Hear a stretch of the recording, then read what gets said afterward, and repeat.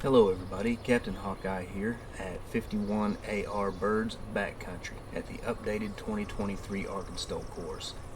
We have the updated course loaded up in Microsoft Flight Simulator, and for this video we're going to fly the drone camera through the course and talk about some of the new markings you'll see, along with new rules changes, scoring system, and penalties. Let's briefly discuss the scoring system so that the course walkthrough makes better sense as we go along.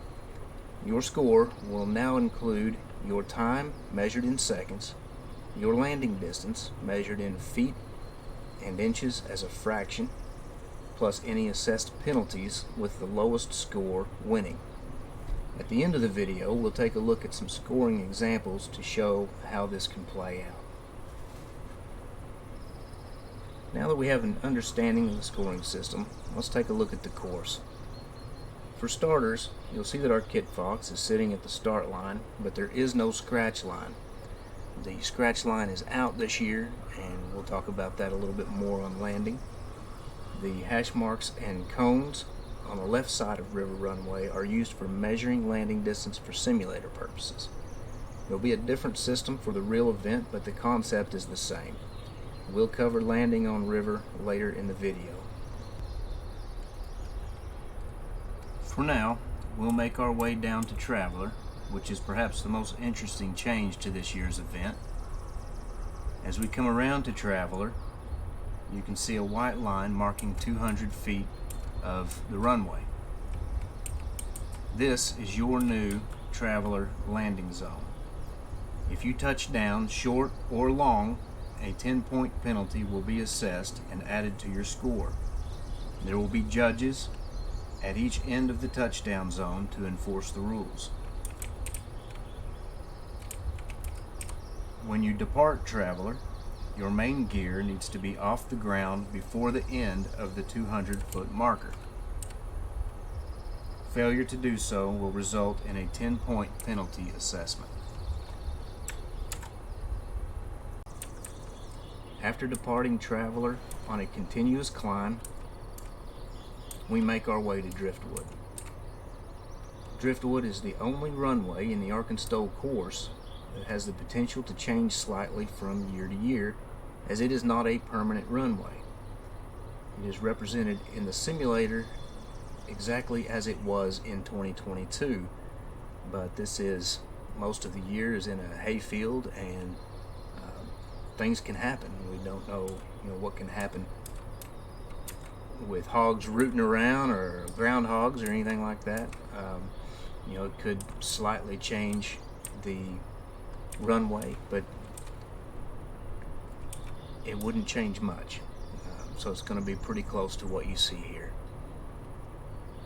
As you can see coming in, there are pylons. They're 25 feet tall. They are 240 feet from the Driftwood runway. When you come in to land and when you take off, you need to clear these pylons. Busting the pylons will result in a 10-point penalty per occurrence. So what does it mean to bust the pylons? If you draw an imaginary line from the top of one pylon and run it to the other pylon, if any part of your aircraft breaks that imaginary line, that is considered busting the pylon, and you will be assessed a 10-point penalty.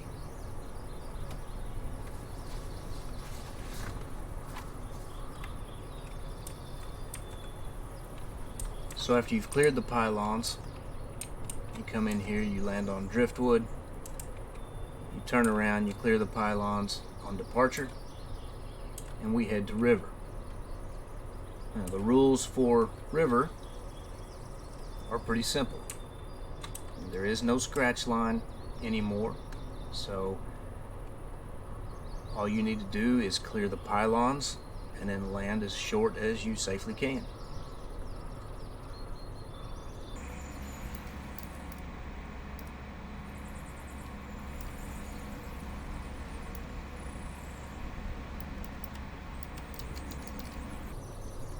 Okay, so these are the same 25-foot pylons that are on Driftwood.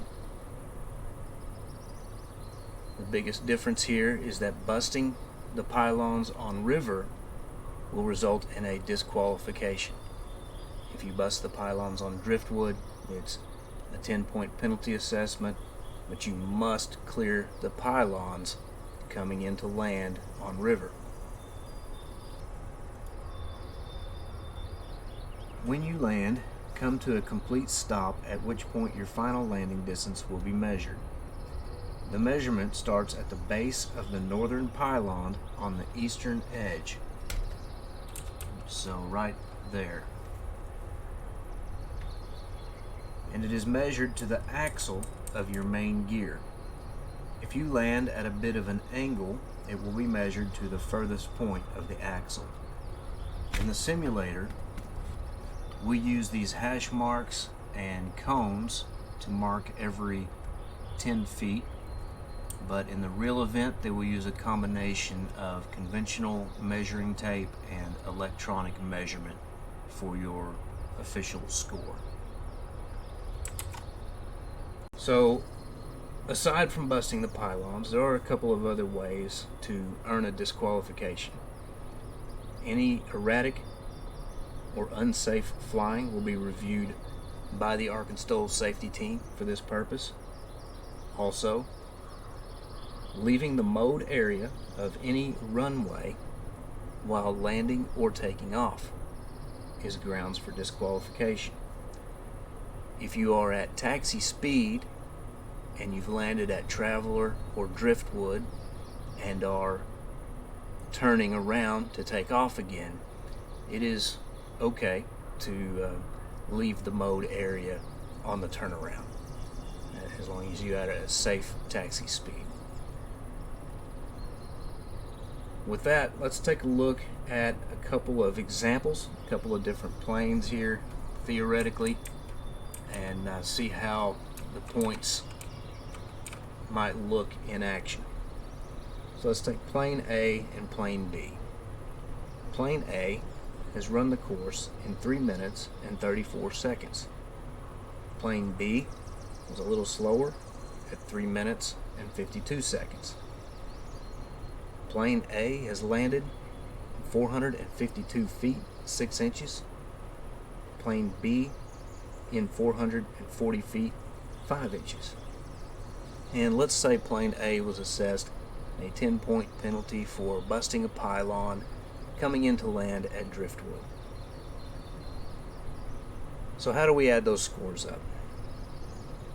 For plane A, we take 214 seconds, 452.5 feet, and we add the 10 penalty points for a final score of 676.50.